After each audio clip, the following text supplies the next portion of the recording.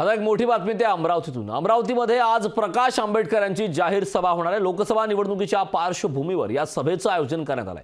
तर सभेला वंचितचे कार्यकर्तेही मोठ्या प्रमाणात उपस्थित राहणार आहेत। अमरावतीत वंचितचे अध्यक्ष प्रकाश आंबेडकर यांची जाहीर सभा आहे। लोकसभा निवडणुकीच्या अनुषंगाने प्रकाश आंबेडकर राज्यभरात सभा घेत आहेत। त्या अनुषंगाने अमरावती शहरातील सायन्स कोर मैदानात लोकशाही गौरव महासभा दुपारी 3 वाजता या सभेचं आयोजन करण्यात आलंय। या सभेला जिल्ह्याभरातील वंचितचे कार्यकर्ते उपस्थित राहणार आहेत। या सभेत प्रकाश आंबेडकर वंचितचा उमेदवारही जाहीर करणार का, याकडे आता सर्वांचं लक्ष लागलं। राज्यातली 2024ची निवडणूकपूर्वी ही पहिली सभा आहे।